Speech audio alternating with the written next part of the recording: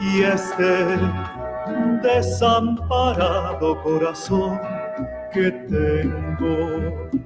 Ven a morder conmigo en 12 gritos los labios de un dolor ya redoblado. Será la última boca que tú beses cuando vayas camino del ocaso. No bien bebas conmigo el sorbo amargo en la voz gris de los metales ciegos. Vendrá esta medianoche repicando la eternidad de nuestros dos destierros.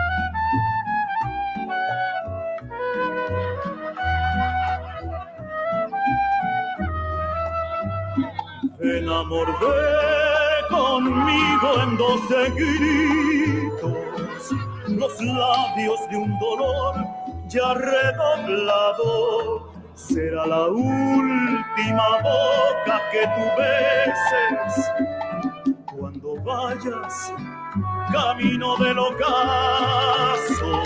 No bien bebas conmigo el sorbo amargo en la voz gris de los metales ciegos. Vendrá esta medianoche repicando la eternidad de nuestros dos destierros.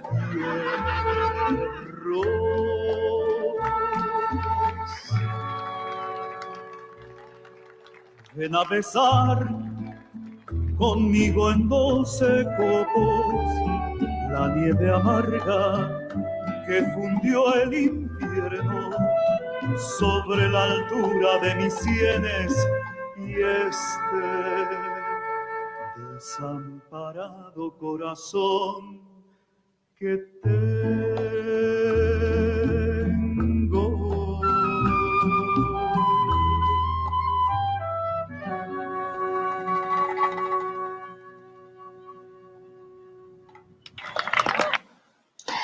Bueno, ahí estábamos con Inti Illimani, este hermoso bolero, ¿no es cierto?, que nos recuerda algo del romanticismo, pero también de estos arreglos especiales que ha hecho este conjunto de dilatada trayectoria, además con un grupo de actores. Ahí veíamos a Carmen Izquierdo, María Izquierdo también dentro del elenco.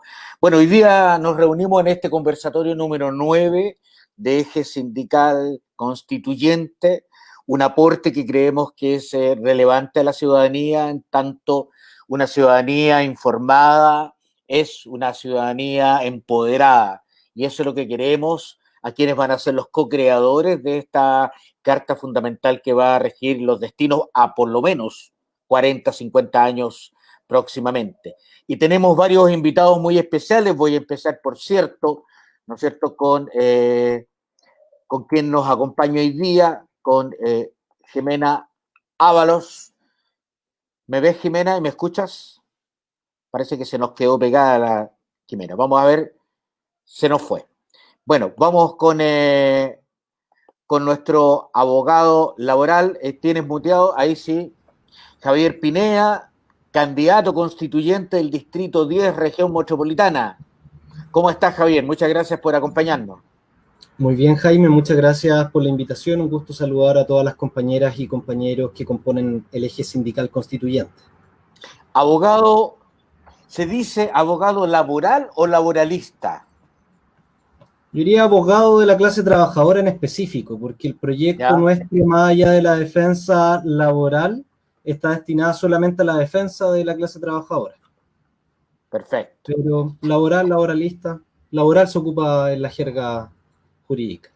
¿Y cómo se llama la organización en la cual tú trabajas? Defensoría Popular de las y los Trabajadores. Perfecto. Y ahí trabajas con varios sindicatos, me imagino, ¿no? Sí, trabajamos aproximadamente con 200 organizaciones sindicales que representan a más de 30.000 trabajadores de Arica Magallanes. Somos un equipo de 10 trabajadores del área jurídica, que es la forma en cómo nos denominamos nosotros. Perfecto. Y también tenemos como invitado al ex dirigente sindical, don Alejandro Sandoval, hoy día también coordinador de Eje Sindical Constituyente, a quien también le agradecemos y le damos la bienvenida. ¿Cómo estás, Alejandro? Hola Jaime, bien, gracias. Hola Javier, muchas gracias por la invitación. Este espacio destinado justamente a fomentar la participación de los dirigentes sindicales, de los trabajadores, de la gente que trabaja junto a ellos también. Y de alguna forma, ¿no es cierto?, nosotros somos gente en el eje sindical que hemos estado trabajando vinculados con organizaciones sindicales y sociales durante bastante tiempo. Así que feliz de estar acá compartiendo con ustedes. Perfecto. Bueno, la modalidad es muy simple. Ahí tenemos un saludo desde Iquique, ¿no es cierto?, la región de Tarapacá, de Ronald Salceo, también un dirigente sindical minero. Buenas tardes, saludos desde Iquique. Ahí tenemos el primer saludo y abrimos también el espacio a quienes están en estos momentos a través de Facebook Live, ¿no es cierto?, nuestra plataforma para llegar a los usuarios, a las ciudadanas y ciudadanos, y todos los comentarios, los saludos, las preguntas, todas caben en esta posibilidad, en este conversatorio, que esperamos, junto a nuestros invitados, poder aclarar algunas dudas. Y en este sentido también queremos iniciar los fuegos, abrir los fuegos, ¿no es cierto?, contigo, Javier, y preguntarte derechamente, tú me señalabas en bambalina, ¿no es cierto?, en backstage, le llaman los pitucos, que habías echado una mirada a nuestro decálogo, a nuestro manifiesto. Y te preguntaba yo si te había hecho sentido, si se compartían ideas ahí al respecto. ¿Cuál es tu percepción? Sí, revisando el decálogo, ustedes vemos que es bien similar en algunos aspectos que estamos considerando en nuestro programa también, por el Distrito 10 y con varias organizaciones en otros distritos igual. Y que yo diría que hay algo que nosotros hemos acuñado como consigna de la candidatura, es que la nueva constitución debe ser escrita por el pueblo trabajador. Y ese pueblo trabajador en un sentido amplio, reconociendo las nuevas formas del trabajo. Creemos que es importante reconocer la centralidad del trabajo en la sociedad y crear una constitución que hable sobre el derecho al trabajo, no de la libertad al trabajo como lo hace actualmente la Constitución. Y eso en términos prácticos se traduce en garantizar derechos individuales del trabajo, pero también y por sobre todo derechos colectivos del trabajo, que es la gran deficiencia que hoy día tiene nuestra Constitución. Así que creo que varios de los puntos que ustedes consagran hacen referencia a estas dos dimensiones del derecho del trabajo, y también otro bastante importante es cómo vamos a garantizar la participación del pueblo trabajador en la toma de decisiones y en la configuración de la nueva sociedad, porque la Constitución, si bien va a establecer las bases, luego va a ser importante que la nueva institucionalidad, por ejemplo, el Código del Trabajo, tenga un correlato con la Constitución. Por tanto, es un desafío importante también garantizar la democratización de todas las instituciones en esta Constitución, más allá de los derechos propios asociados al mundo del trabajo. Correcto. Oye, Javier, ¿qué comunas están involucradas en el Distrito 10? No todo el mundo conoce el Distrito 10. El Distrito 10 ha sido enunciado mediáticamente como el corazón de la disputa política, una por la cantidad de habitantes que tiene, son más de 1 millón de electores, no de habitantes, de personas que están habilitadas para votar, y esto incluye las comunas de Santiago, San Joaquín, La Granja, Macul, Ñuñoa y Providencia. Y esa es otra particularidad del distrito, que tiene distintas clases sociales y tipos de trabajadores en su conjunto, por tanto es relativamente representativo de Chile también. Correcto. Jimena, te habías ido en algún momento, hay un problema de conexión. ¿Nos escuchas bien? Sí. Perfecto. Jimena, ¿qué te motivó a ser una candidata constituyente, independiente además? Bueno, yo soy representante del sindicato de Redes Nito Chile Limitada, que es una empresa japonesa donde veo que hay muchas falencias en cuanto a los derechos de los trabajadores. Entonces mi punto, y quiero entrar para poder ver si se puede hacer algún cambio desde adentro, ya que así como estamos los trabajadores estamos yéndonos, nos está yendo súper mal. Entonces, si se puede ingresar como vocera y poder hacer algún cambio para futuro nuestro, sería lo ideal. Ujú. Eso me Oye, motivó Jimena, ¿tú crees que, a... que la realidad que viven tus compañeras y compañeros de trabajo se da también en otras latitudes de nuestro país? Yo creo que sí, porque prácticamente ir a pedir ayuda en estos minutos a la inspección del trabajo es ir a pedirle a la pared porque no estamos recibiendo respuestas, no nos están apoyando.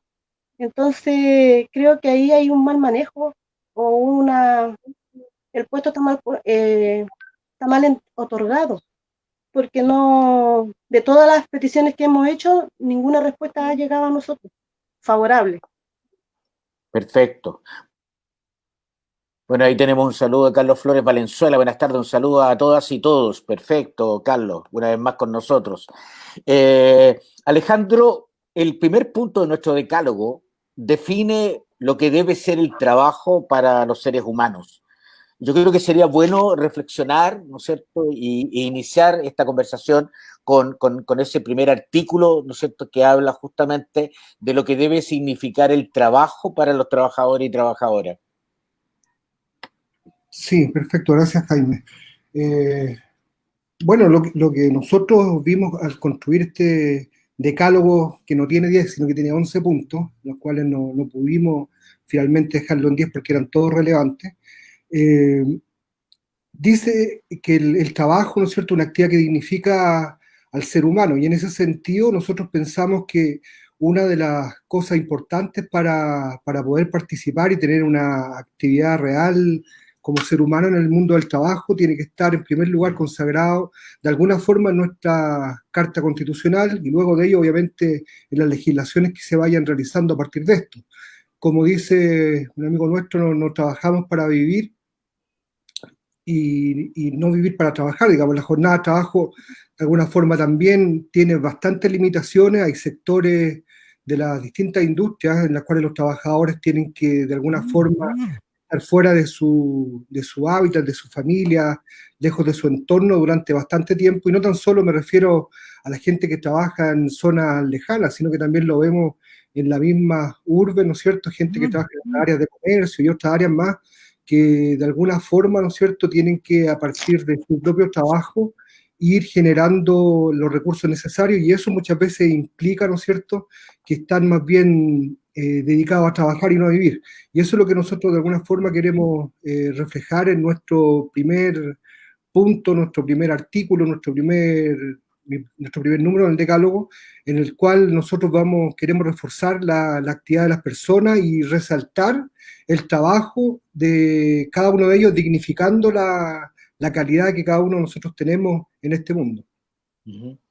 Javier, ¿con qué dificultades se han encontrado en general los candidatos independientes y específicamente en el caso de la lista que tú representas? Yo diría que primero la incertidumbre respecto a las posibilidades ciertas de inscribir las candidaturas.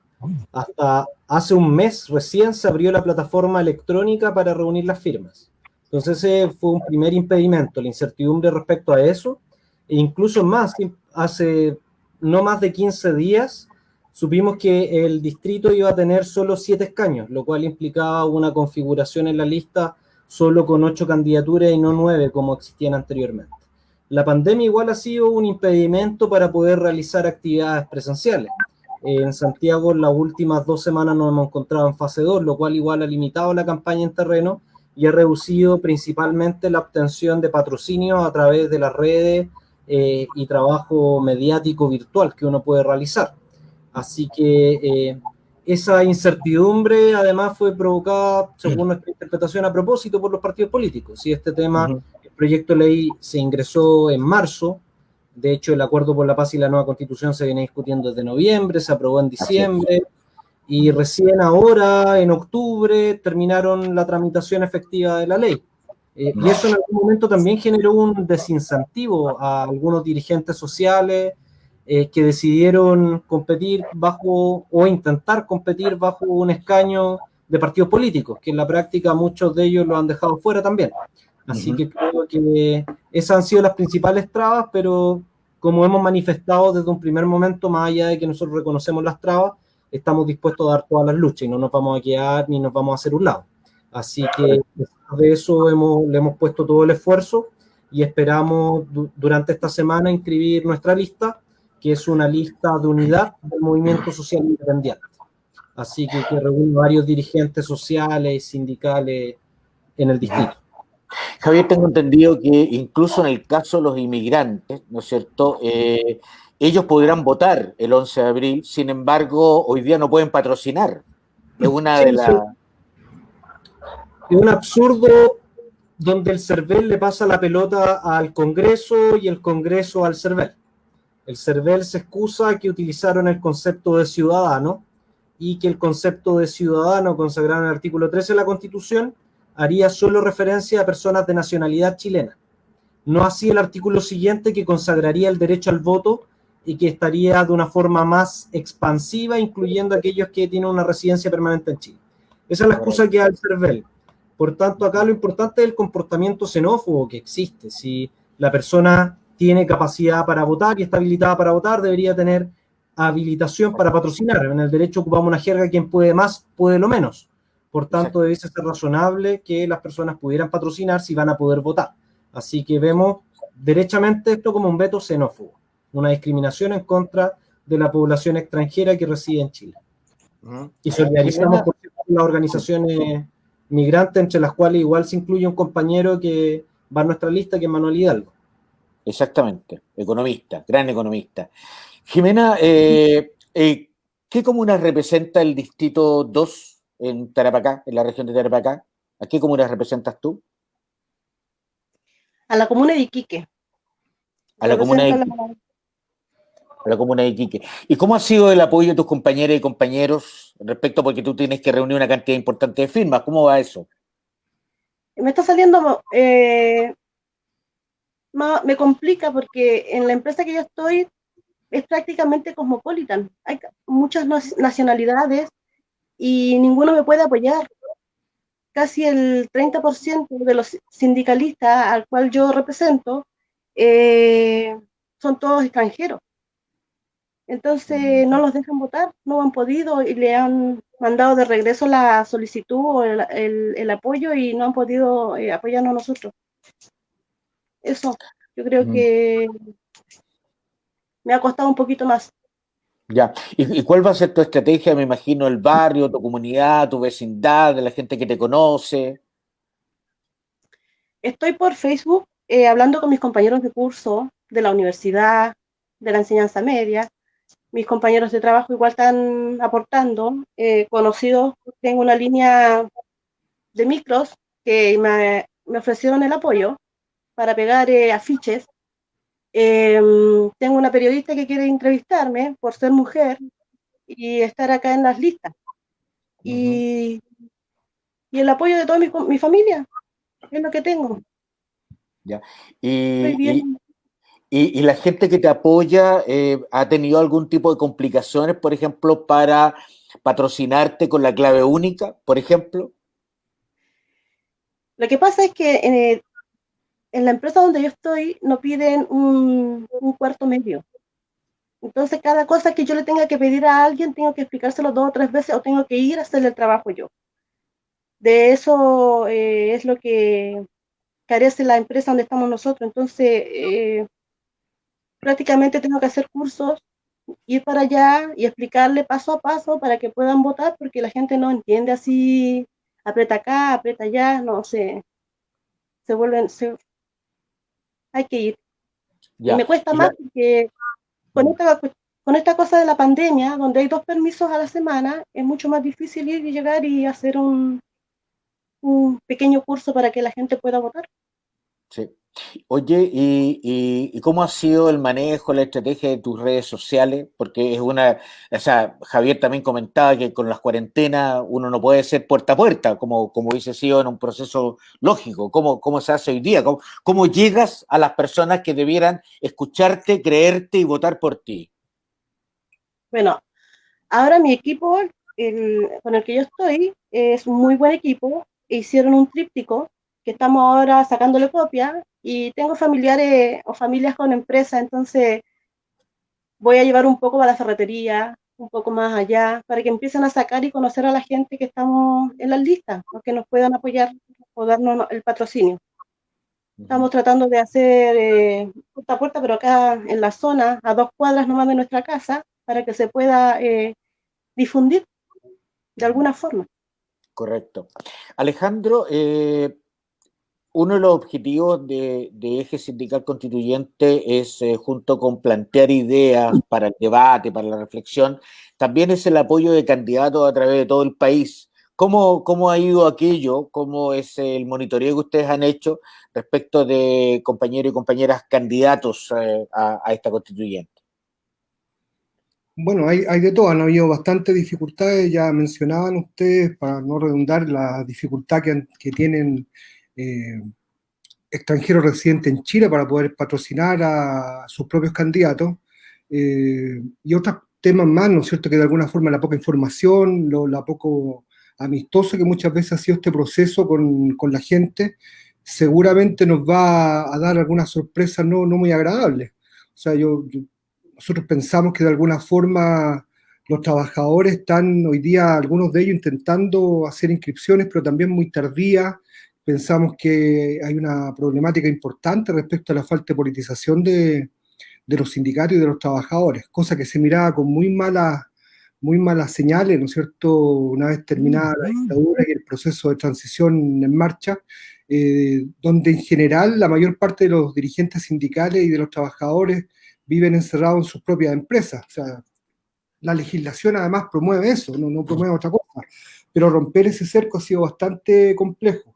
Sin embargo, estamos apoyando candidaturas en la región de Iquique, ¿no es cierto?, donde está Jimena, que están trabajando fuertemente ya por los patrocinios.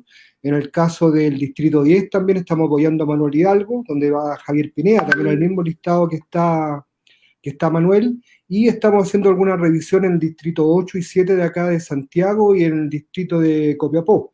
En ese sentido estamos intentando levantar o apoyar, ¿no es cierto?, trabajadores o dirigentes sindicales que de alguna forma conecten este tema con las bases mismas. No, sabemos que no va a ser un trabajo fácil y sabemos además que este trabajo es algo que está comenzando hoy día, o sea, estamos en el proceso de inscripciones, luego viene el proceso de la campaña misma y luego de eso viene la constituyente. Y en ese sentido, lo que nos hemos fijado como eje sindical es un trabajo de mediano y largo plazo. Sin embargo, hoy día estamos trabajando en la coyuntura de la inscripción, que ya tiene sus problemáticas, pero estamos confiados en que vamos a poder lograr, ¿no es cierto?, una cantidad interesante de personas que puedan postularse y después de eso trabajar, ¿no es cierto?, fuertemente en mostrarle a los pobladores, a los ciudadanos, ¿no es cierto?, la necesidad de que el mundo social esté representado. No podría ser de otra forma. O sea, todo esto que estamos viviendo hoy día no habría sido posible sin el estallido social que vivimos en nuestro país hace un año atrás, poco más de un año atrás. Sin embargo, lo que está resultando no da cuenta de ese requerimiento que pidieron los pobladores, los trabajadores, los estudiantes, distinta gente que estaba participando, ¿no es cierto?, en forma muy activa. Se activaron muchos temas, se activaron asambleas, se activaron cabildos sindicales, hubieron cabildos en las poblaciones. Sin embargo, también nos damos cuenta de lo injusto que es el tema hoy día en Chile, ya que, por ejemplo, la pandemia, que nos vino de alguna forma a complicar a todos bastante, ¿no es cierto?, la vida, a quien más se la complica justamente la gente que tiene menos recursos. Y ahí uno empieza a darse cuenta de las tremendas brechas que existen, inclusive para la participación.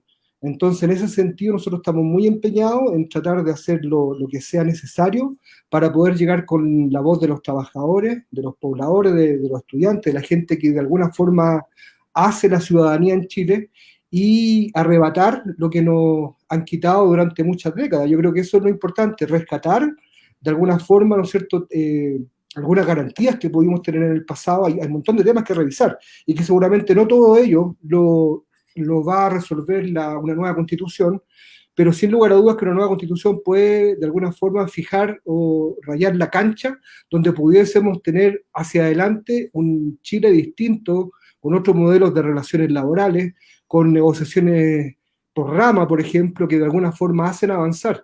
Nosotros estamos convencidos de que el sindicalismo tiene que jugar un rol importante, y hoy día nosotros pensamos que estamos al debe en ese tema, definitivamente.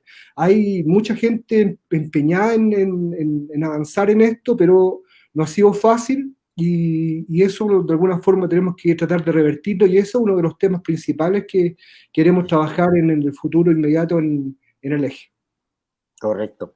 Javier, uno de los temas más recurrentes en estos conversatorios ha sido el tema, algo mencionaba recién Alejandro, el tema de la huelga, el tema de la negociación colectiva, cuyo elemento no aparece en la actual constitución que se hizo entre cuatro paredes, entre gallo y medianoche, por algunas personas que no le consultaron a nadie. Bueno, no estábamos en democracia, no había quien consultarle también, digamos.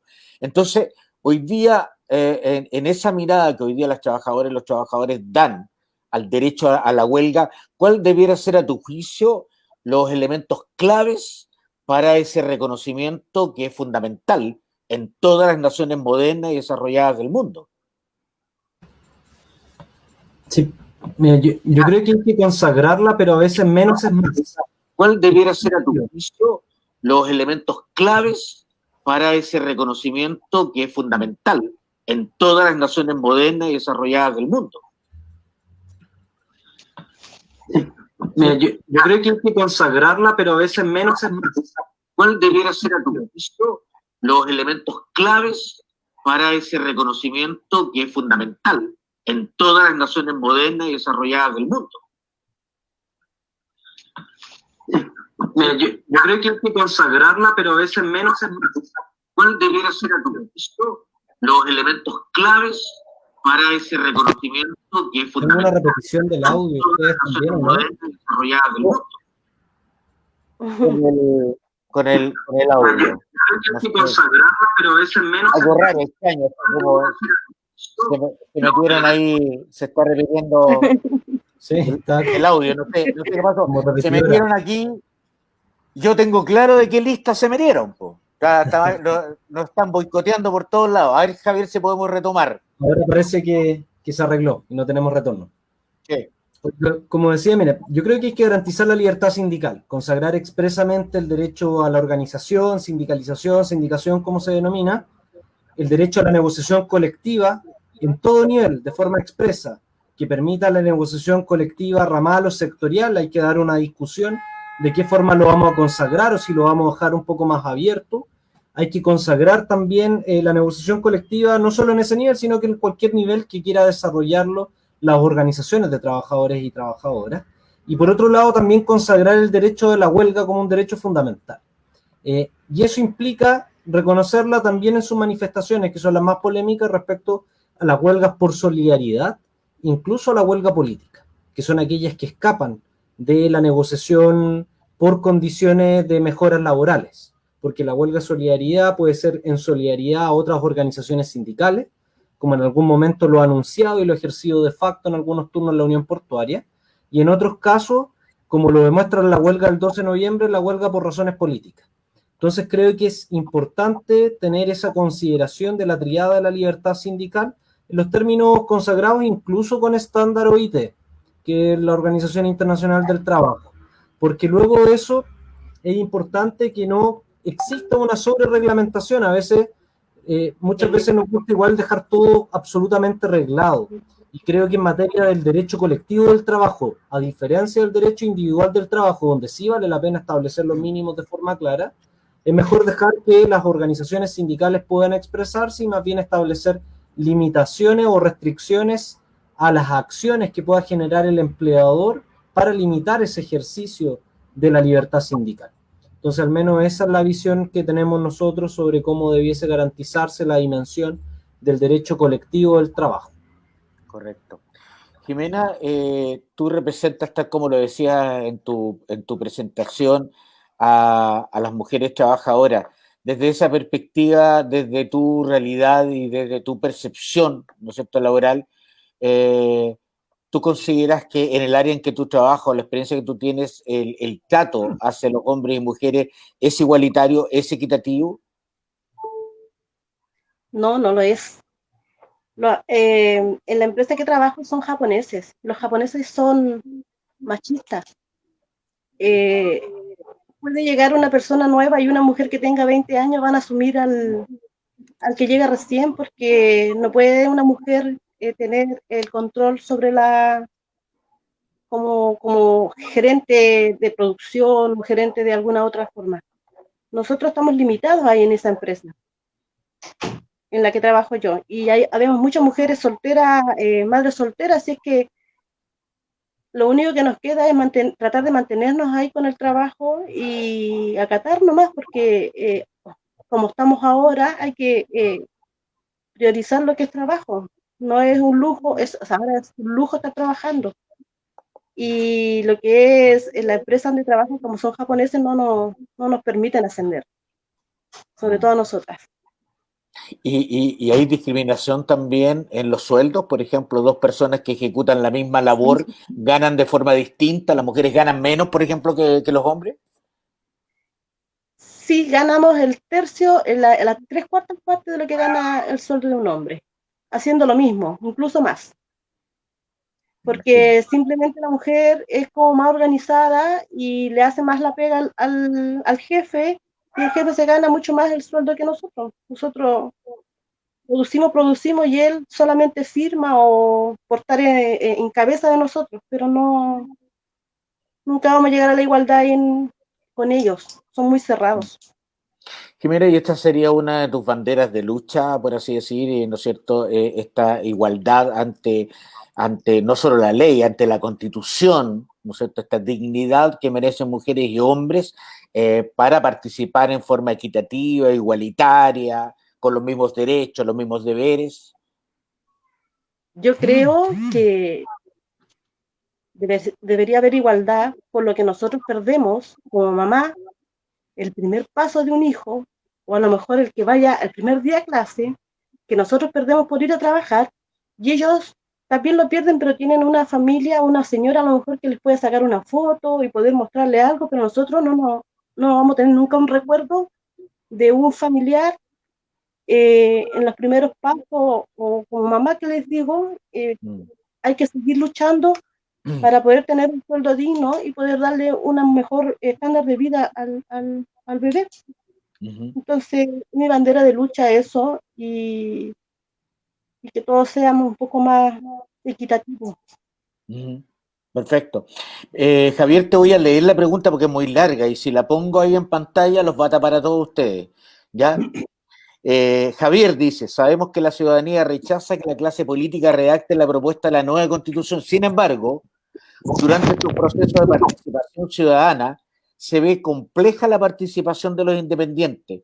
¿Esto podría cambiar durante estos meses que quedan para el 11 de abril? ¿Cómo ves tú esta conducta de los independientes? La voy a mostrar de todas maneras para que sea verdad, pero si no tapo a la Jimena y a la Alejandra. Ya.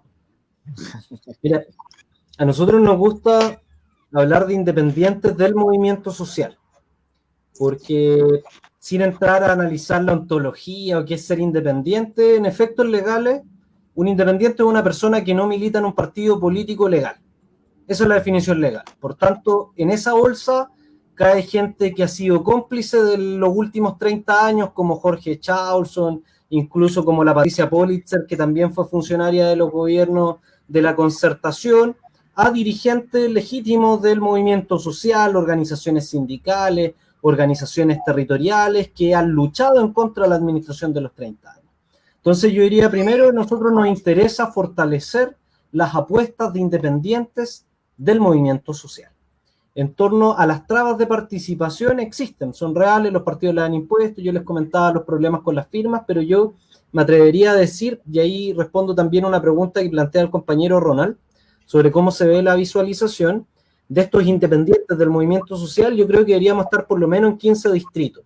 Ojalá que alcancemos los 20, en las cuales van a existir listas que van a poder inscribirse, porque van a tener las firmas necesarias, y en torno a estas listas, yo diría que va a depender de si la ciudadanía nos cree o no nos cree.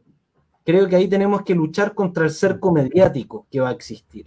Y ahí creo que hay que demostrar también por estas listas de independientes del movimiento social qué es lo que queremos lograr en la Convención Constitucional. Yo, en términos bien simples, partiría de dos premisas. Una es en términos del qué hacer. Creo que hay que desbordar el proceso institucional, específicamente buscando un mecanismo para desbordar el quórum de los 2/3 que le va a imponer un derecho de veto a una minoría del país, y que para eso vamos a requerir una fuerte movilización popular y social. Un segundo tema que hay que demostrar con claridad es que los independientes del movimiento social tenemos el objetivo serio de comenzar a desmantelar el sistema neoliberal construido desde la dictadura y administrado durante los últimos años. Y eso implica hacerlo en términos serios, tocando el bolsillo de los empresarios. Y yo diría que ahí sí es importante tener claro las consecuencias que van a significar, por ejemplo, regular que los impuestos sean según capacidad contributiva, no según ante una igualdad de la ley. Por otro lado, fin a las concesiones mineras. Si queremos financiar derechos sociales, requerimos presupuesto. No va a salir desde cualquier lado ese presupuesto, y en el caso de Chile sigue siendo importante el cobre actualmente, y en términos estratégicos va a ser importante también el litio. Así que creo que esos elementos son los que hay que plantear con fuerza: claridad respecto al qué hacer para desbordar los límites del proceso institucional, claridad respecto a las demandas, y en torno a eso convencer a la gente de que nuestras listas son una alternativa real a la élite política y empresarial.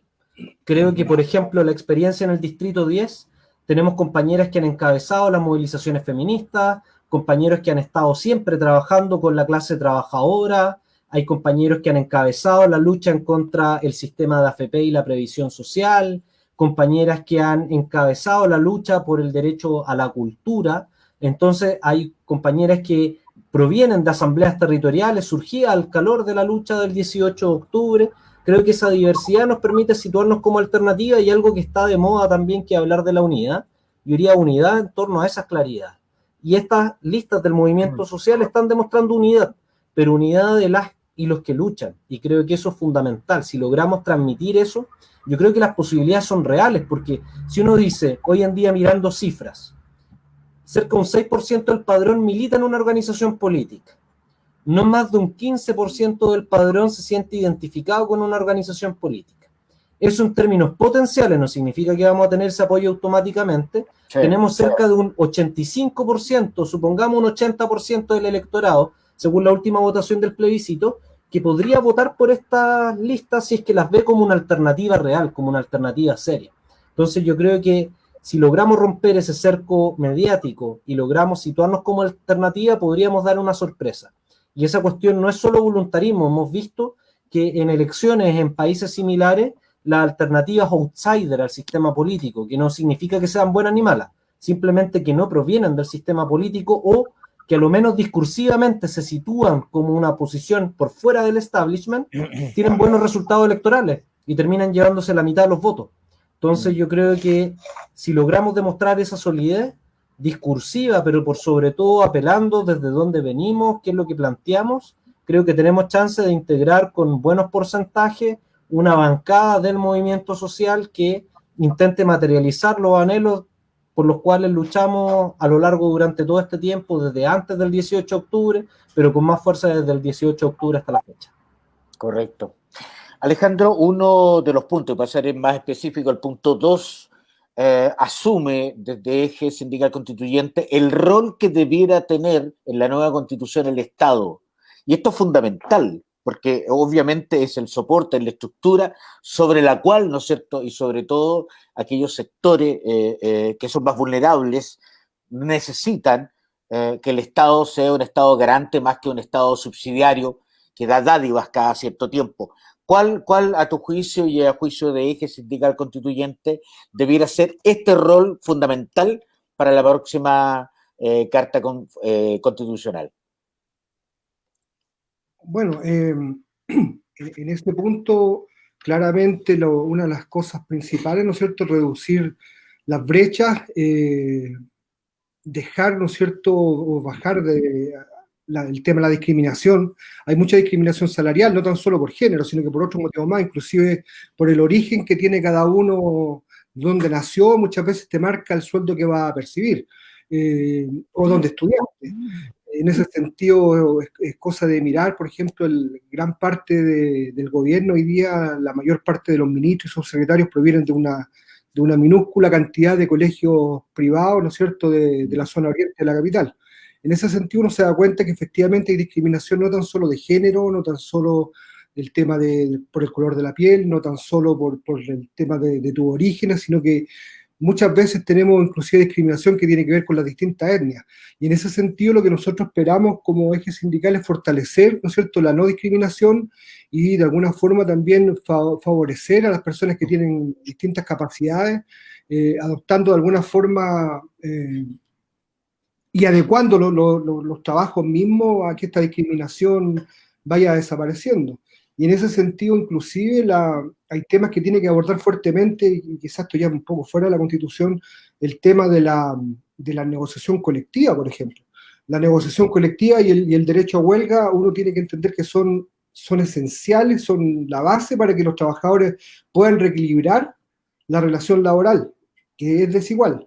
Si no hay una negociación colectiva, ¿no es cierto?, que sea integral, de alguna forma es imposible que tengamos, ¿no es cierto?, crecimiento que de alguna forma sea sustentable y que nuestra sociedad sea más democrática.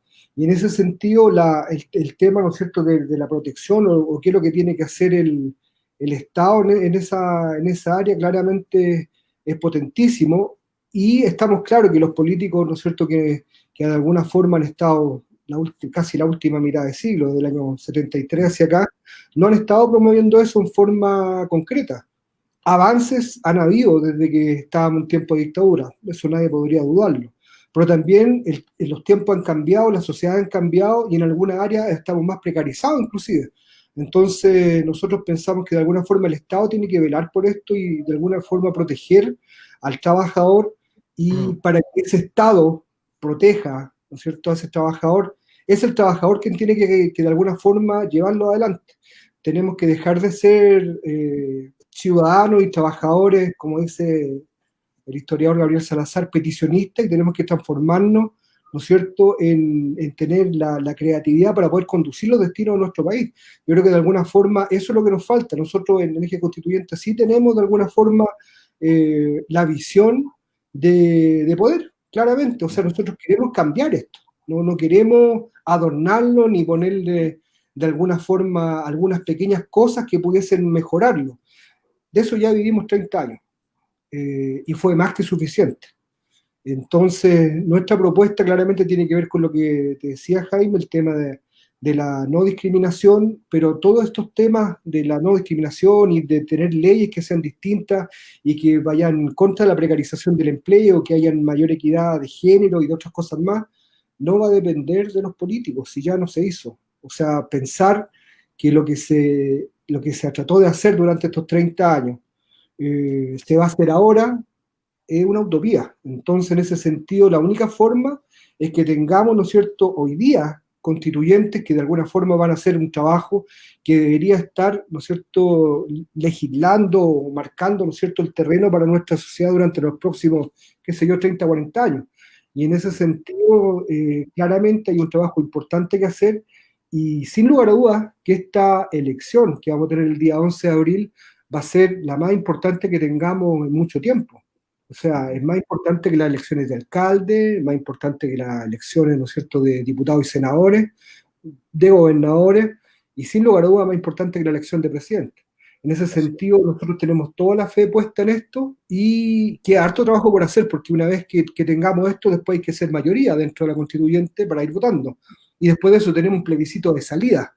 Entonces también hay que entender que el trabajo no termina ahora el 11 de enero con las inscripciones, el 11 de abril con las elecciones, sino que efectivamente estamos recién empezando algo que es muy relevante.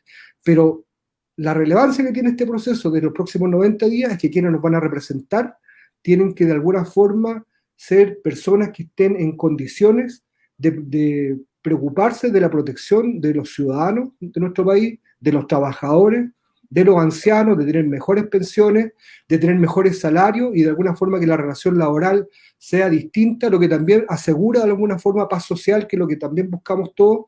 Y en ese sentido hay que entender que si no tenemos un resultado que sea relativamente favorable o favorable definitivamente, vamos a tener que seguir, vamos a tener que seguir en las calles, vamos a tener que seguir en un montón de lugares, en todos los espacios que podamos llenar para llevarlo adelante. Gracias, Alejandro. Bueno, aquí han pasado una serie de cosas.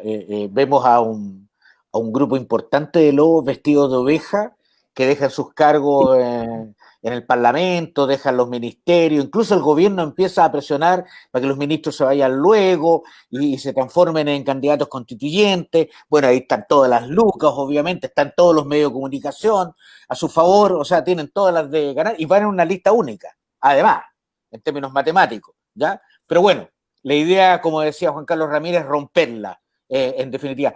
Jimena, uno de los temas, si se le consulta a las chilenas y a los chilenos, cuáles son los temas más relevantes, uno de esos temas es, sin lugar a duda, la previsión social, es decir, ¿no es cierto?, las pensiones. ¿Tú estás de acuerdo con las actuales AFP? Y si no, ¿qué cambiarías? ¿Por qué lo cambiarías? ¿Cuál es tu percepción? Bueno, reuniones sindicales se ha conversado el tema y lo que la Asamblea ha pedido o me piden es que la AFP debería entregar o hacer hasta los 80 o 90 años nomás del individuo, no hasta los 120 como está establecido, porque ¿quién vive hasta los 120 años? Nadie. Y con respecto a entregar los fondos, pienso que debería ser jubilar y dar la opción de sacar todo o el 50%. ¿Por qué? Porque a lo mejor con la plata de la AFP la persona pueda negociar, hacer que le entre mucho más plata comprando a lo mejor una vivienda que estar pidiendo una pensión mensual que a lo mejor no le va a alcanzar. En eso estamos nosotros, es una de las propuestas que queremos, al menos yo, y me gustaría que cambiara eso. ¿Pues tú estás de acuerdo, Jimena, con la AFP? No. Tú eres una mujer joven, pero hasta el año 73 existía, bueno, en algún momento se llamó INP, creo que hoy día se llama IPS, ¿no es cierto? Instituto de Previsión Social. Y al parecer, si uno compara, y esto no es un sueño, no es una quimera, digamos, si uno compara, y hay casos concretos de profesores que nunca se modificaron, nunca cambiaron a la AFP, que tienen los mismos años de servicio, que tienen el mismo trabajo en dos colegios distintos, y sin embargo hay una diferencia brutal entre aquella profesora, ¿no es cierto?, que se jubila por el ex INP y aquella que se jubila por la AFP. Y a tu juicio, esta nueva modalidad, si estamos de acuerdo, digamos, y en lo que tú me dices que no te parecen las AFP, ya, más allá de que el ministro de Hacienda dice que vivimos hasta los 120 años, ¿no es cierto? Para algunas cosas sirve que vivamos hasta los 120 años, para otras cosas no. O sea, de hecho, en este país ya tienes 50 años y el banco no te presta plata. Pero sin embargo, vives hasta los 120 años. Eso es la incongruencia de este país. ¿Por qué ese modelo te podrías, por un modelo estatal o por un modelo mixto de pensiones?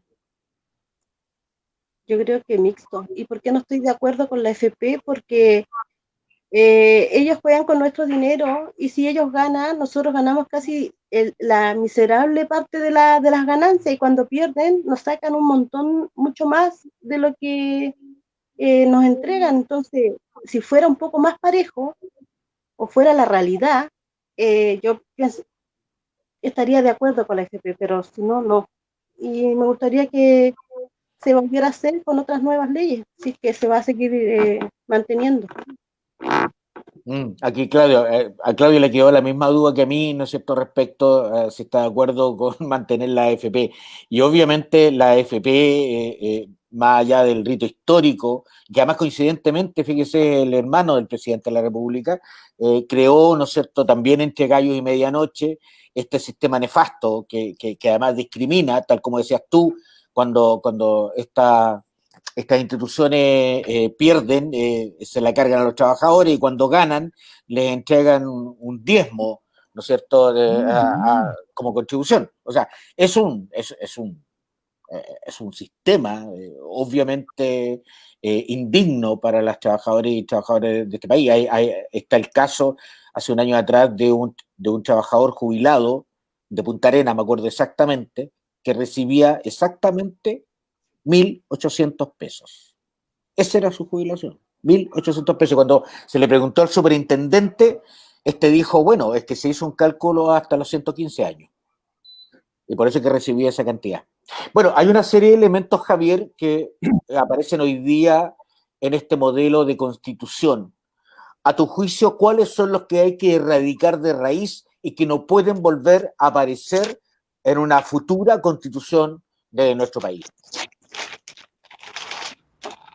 Yo diría que hay que analizar la Constitución desde una óptica o su dimensión económica social y por otro lado una dimensión política. Respecto a la dimensión económica social hay que eliminar el Estado subsidiario y la protección sacrosanta al derecho de propiedad, que eso no existe en ninguna constitución del mundo. Por tanto, hay que entender de que el derecho a la propiedad siempre tiene que estar subordinado al interés común, y eso significa alterar el modelo que hoy día existe respecto a sus grados de protección, donde hace prácticamente inviable algunos tipos de expropiaciones o donde establece propiedades sobre algunas cuestiones que no deberían existir. Por ejemplo, la protección que existe en materia del derecho a uso o aprovechamientos de agua, que permite que empresarios privados inscriban el agua y que puedan tener monopolio de estas sin garantizarles el acceso de estas a las comunidades. Otra restricción que yo eliminaría son los quórum calificados que existen para la creación de empresas del Estado. Y por otro lado, ponerle fin a las concesiones mineras. Yo creo que la Constitución, incluso la actual, establece que todas las propiedades respecto al subsuelo, o sea, todo lo que se encuentra debajo del subsuelo, es propiedad del Estado. Sin embargo, establece las posibilidades de concesión de la misma. Yo creo que ese paradigma hay que cambiarlo bajo la siguiente premisa. La Constitución debe garantizar derechos sociales como la educación, salud, vivienda, seguridad, a través de instituciones públicas con administración de las comunidades, especialmente de las y los trabajadores, quitándoselas de las manos del mercado, que hoy día en cualquier esfera, y eso es una disposición constitucional, que es el 19 número 21, que permite hacer negocio con cualquier esfera de la vida, incluso el empresario le permite presentar un recurso que se llama amparo económico, que en caso de que el Estado le impida hacer negocio, el empresario puede intentar defenderse respecto a esa prohibición. Entonces creo que es importante garantizar derechos sociales a través de instituciones públicas y además garantizar los mecanismos de financiamiento, como lo decía, y que eso en términos simples, derecho fiscal se garantiza con impuestos, actividad empresarial del Estado. No hay muchas vueltas que darle porque la plata no sale de todos lados, sale precisamente de esas dos actividades. Y respecto al poder político, yo creo que hay que disminuir el poder que tiene actualmente el presidente de la República, me parece que es excesivo, tiene distintas facultades dentro de la tramitación legislativa, como el derecho a urgencia, que es manejar los ritmos del Congreso, aunque no siempre se respeta, pero es una intromisión excesiva, reducir la cantidad de iniciativas exclusivas del presidente de la República. Por ejemplo, no se justifica que solo el presidente pueda proponer proyectos de seguridad social. A mí me tocó trabajar en la propuesta de ley que realizó Nomás FP para consagrar un sistema de reparto tripartito y solidario, y ni siquiera un conjunto de parlamentarios podría meterlo en la discusión constitucional porque en esta materia hay exclusividad por parte del presidente de la República.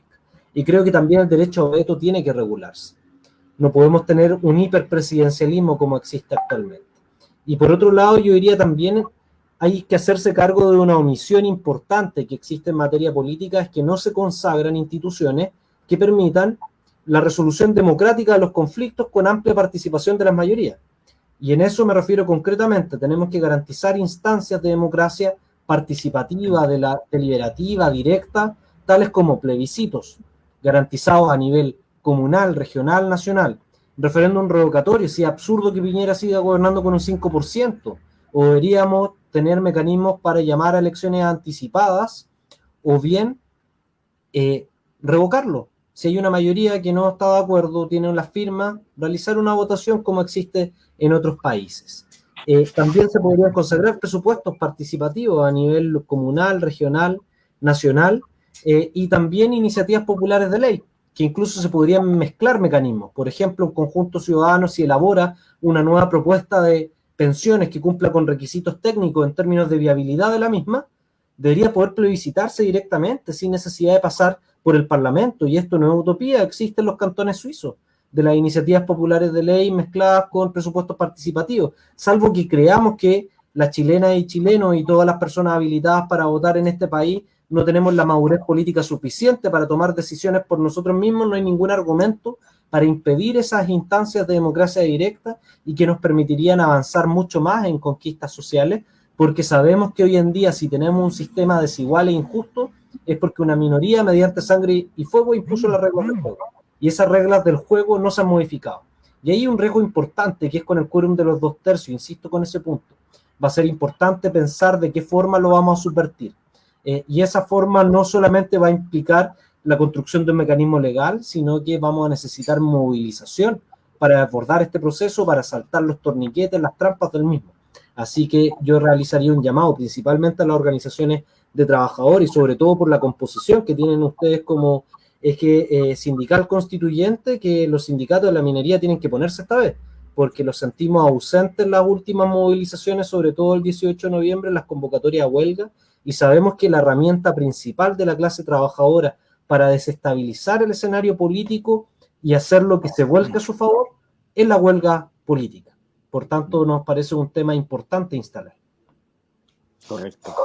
Bueno, mientras hablaba Javier, me acordaba también de este rol de tercera cámara que ha cumplido el Tribunal Constitucional, que lo que ha hecho ha sido un absurdo inoperante frente a algunas cosas que el propio Parlamento, ¿no es cierto?, tal como el segundo giro de los fondos previsionales y otras materias más que ha parado, ha congelado, ¿no es cierto?, en estos minutos finales, Alejandro, ¿cuál sería el llamado que hace Eje Sindical Constituyente no solo a los candidatos y candidatas, sino que a la ciudadanía en general de cara al 11 de enero y de cara también, quedan 6 días, y de cara al 11 de abril? Bueno, yo creo que lo primero, que el llamado que corresponde hoy día por la coyuntura, llamar a los trabajadores, a los ciudadanos, a que apoyen a los candidatos que hoy día están, ¿no es cierto?, intentando representar sus propios problemas, digamos, o de alguna forma las necesidades que tiene la gente. En ese sentido, nosotros hemos dado bastante énfasis al tema laboral, porque ese es nuestro foco. Sabemos que la Constitución de alguna forma aborda muchos más temas, y algunos de ellos que tienen que ver con cosas bastante más relevantes, inclusive, porque la Constitución rige finalmente el eje general. Ahora, ¿qué es lo que nosotros sí sabemos? Es que nos interesa que en la Constitución de alguna forma estén reflejados algunos temas puntuales, y para eso hay candidatos que de alguna forma están adhiriendo, ¿no es cierto?, a esta propuesta que hemos hecho, propuesta que por lo demás, si uno revisa en general la de los candidatos que tienen que ver con el mundo del trabajo, estamos bastante cercanos, digamos, bastante temas que se juntan. En algunos nos faltaron a nosotros, en otros a ellos, pero también hacer un llamado a entender que una de las formas de democratizar la sociedad es a través justamente de la organización de los pobladores y de los trabajadores. Y como nuestra área es el área de los trabajadores, nosotros sabemos que por los mismos informes de la OIT, que nadie podría tildarla, ¿no es cierto?, de ultrona, de izquierda, ni mucho menos, por lejos, han mostrado, ¿no es cierto?, la baja que ha tenido la negociación colectiva a nivel mundial. Y eso ha traído distintos problemas, inclusive de debilitamiento de la democracia en algunos países. Tenemos que fijar algunos pisos básicos, ¿no es cierto?, de la negociación colectiva, velar porque todos los trabajadores tengan una protección social universal. Como estabas preguntando tú, ¿qué pasa con el tema de la FP? Nosotros pensamos que tiene que haber un sistema de protección que sea universal. Y por otro lado, además, sumado a esto, tener salarios mínimos que sean de alguna forma que garanticen a las familias poder vivir, no sobrevivir o tener que endeudarse para poder vivir, o tener más trabajo o que trabaje toda la familia para poder mantenerse.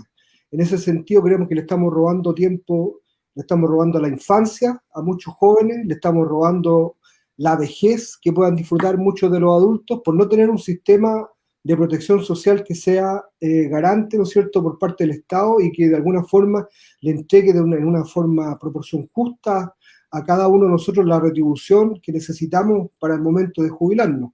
En ese sentido, y por último, yo quisiera decir, Jaime, es que si queremos tener voz y si queremos tener de alguna forma voto en estos temas, uno de los temas básicos es la constituyente, porque está hoy día en plena boga.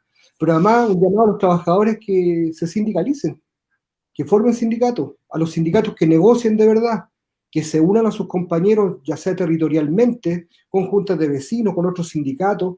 Lo que decía Javier respecto a los sindicatos mineros, están en una tremenda deuda con la sociedad. Los sindicatos mineros de los años 70, de los años 60, eran de alguna forma vanguardia. Y más atrás también, el salitre, el hierro, el cobre, el carbón, fueron vanguardia y vanguardia transformadora. Eso hoy día está bastante lejano de la realidad que vive, ¿no es cierto?, el trabajador minero, que puede tener que ver con muchos temas, que no es el espacio para discutirlo, pero sí un llamado, ¿no es cierto?, que de alguna forma se hagan presentes de una vez por todas y que entreguen lo que tienen que entregar. Ellos tienen capacidades, tienen una capacidad económica, una capacidad de organización, tienen además la formación y la educación del trabajador minero no es el mismo de antes. El trabajador minero hoy día en promedio tiene 15, 16 años de educación formal. Entonces, en ese sentido, hay una deuda muy importante y que estoy seguro que hay muchos de ellos que sí están interesados en poder llevar adelante una transformación de nuestro país. Y para eso Eje Sindical es un espacio al cual invitamos sin ningún tipo de discriminación a todos los trabajadores, a toda la gente que quiera adherir por este Chile distinto que esperamos que se construya para todos nosotros. Eso, Jaime. Gracias, Alejandro. Mira, mientras tú hablabas, quienes nos están siguiendo y a quienes saludamos desde ya, ¿no es cierto?, distintos puntos del país en este conversatorio, pareciera ser, estimado y querido Alejandro, pareciera ser que todos los chilenos nos jubilamos a los 60, 65 años y más. Y no, pues. Hay un sector de este país que se jubila en promedio a los 48 años y que con el último sueldo con que se jubiló termina recibiendo una pensión de por vida. Y en caso de fallecer, más del 80% lo recibe su pareja. Y para qué decir la hija soltera, que también lo diría, que son las Fuerzas Armadas, carabineros, ¿no es cierto? Entonces tenemos, parece, dos Chiles muy distintos. Y siendo un gobierno militar, la pregunta que nos hacemos todos y todas es ¿por qué las Fuerzas Armadas no se suscribieron a la AFP? Si era tan magnífica esta idea, ¿no es cierto? Son incongruencias que tenemos que ciertamente modificar. No pueden haber dos Chiles o tres Chiles dentro de un mismo territorio. Jimenita, estos minutos finales para que usted haga un llamado, especialmente, a pesar que tengo que decirle que lamentablemente en Chile las mujeres votan por los hombres. No hay solidaridad de género.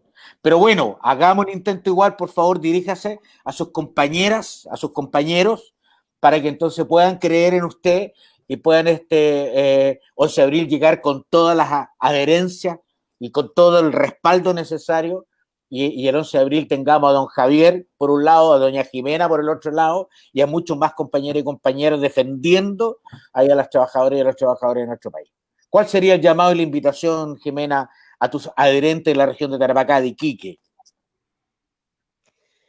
Bueno, me gustaría pedirle a la gente que nos apoye porque vamos con varios puntos bien importantes, como dice el decálogo, y La nos FP, gustaría... era tan magnífica Ya, no sé, se volvió a meter la cucaracha de nuevo. Ya. Este debe ser del grupo de Luxi que nos está boicoteando la transmisión. Siga nomás, Jimena. Sí, pedirle a la gente que nos apoye, porque el grupo que tenemos nosotros se está metiendo de nuevo. ¿No? El grupo que tenemos de apoyo del comando es muy bueno. Las ideas que tenemos también están viendo por el trabajador, por, por las ganas de salir adelante, de ver por nuestra familia, y queremos también que poder entrar para poder hacer un cambio digno mediante las voces de nosotros y poder hacer el cambio que queremos para que la gente pueda estar mejor. Correcto. Eso. Gracias, Jimenita. Oye, yo estimadas y estimados, me voy a hacer cargo de esta pregunta para que no crean que me estoy sacando al pillo. Ya, se volvió a meter de nuevo. Oiga, qué increíble. Dice Jaime, ¿usted cree que en la redacción de la nueva constitución el periodismo será distinto? Lo pregunto porque el trabajo del periodista ha sido clave en estos cambios, ciertamente. Pero así como ustedes, Javier, Alejandro, Jimena, hay de todo, pues hay periodistas y hay no periodistas también. Así que yo creo que el periodismo, más allá de un cambio constitucional, y aquí yo recojo una frase de nuestro querido Manuel Hidalgo. Yo creo que el gran cambio que tiene que sufrir el pueblo chileno es un cambio cultural. Si no hacemos un cambio cultural, por más que se cambien las leyes, por más que se redacten de forma bonita o no bonita, el articulado, la estructura fundamental, esto no va a cambiar. Y también eso significa mayor educación, mayor formación de los dirigentes sindicales, mayor preparación en ese rol tan crucial. Así que, estimada Jimena, toda la suerte, todo el power, ¿no es cierto?, del mundo para que usted nos pueda el 11 de abril representar a esas mujeres especialmente y hombres de la región de Tarapacá, y agradecerte tu tiempo y tu energía y tu buena onda, digamos, en este conversatorio. Muchas gracias por la invitación. Y también a don Javier Pineda, cuasi vecino nuestro, ¿no es cierto?, del distrito 10. Repita, don Javier, por favor, las comunas. Nunca es tarde. Santiago, Ñuñoa, Providencia, Macul, San Joaquín y La Granja. Esas son las comunas. Yo tengo un montón de amigos pirulos, cuicos, levantados de chasis que viven en esas comunas. Así que yo creo que vamos a sacar unas cuantos adherentes ahí en el cuento. Y don Alejandro, agradecerle una vez más, pues, que nos haya acompañado. Vamos a estar el jueves nuevamente con otro conversatorio, incluso de la exclusividad del viernes, don Javier. O sea, don Alejandro. ¿Qué vamos a hacer el viernes, don Alejandro? Bueno, el viernes vamos a tener un conversatorio bastante interesante. Vamos a estar haciendo de alguna forma también un conversatorio cierre del trabajo que hemos estado realizando durante este tiempo en el eje sindical. Hay algunos invitados interesantes que van a estar participando con nosotros. Y de alguna forma también, y volviendo atrás, Jaime, aparte de esa primicia que vamos a tener un conversatorio extra el día viernes, decir que en el tema, lo que te dicen de los periodistas, bueno, yo quiero agradecerte a ti por el rol que has jugado en el trabajo de eje sindical constituyente, sin lugar a dudas. Y también entender que hay periodistas de todo tipo, como Hermógenes Pérez de Arce, también hubo una Manuela Robles que despedimos hoy día. Por lo tanto, el espacio es bastante amplio, como en todas las cosas, y nosotros lo que esperamos y lo que hemos fomentado de alguna forma es trabajar con gente que sí está comprometida, con la causa de la gente, y en ese sentido sabemos que hay bastantes profesionales que están con ese compromiso, y uno de ellos eres tú, Jaime, y te quiero agradecer acá públicamente por el trabajo que has estado desarrollando. Ya, esta cuestión parece florero, tirándonos flores, así. Es parte de nuestra responsabilidad social también, claramente. Ya, Jimenita, Javier, Alejandro, muchas gracias por acompañarnos y nos encontramos el próximo jueves a las 19 horas también a través de Facebook Live con eje sindical constituyente y este aporte a la educación, a la formación, a la información. Un pueblo que no está informado, que no está educado, no va a poder progresar, no va a poder avanzar. Así que un abrazo a todos y a todos que nos acompañaron hoy día y nos encontramos el próximo jueves. Muchas gracias. Hasta pronto. Gracias por la invitación. Chao, chao. Bien, nos vemos. Adiós.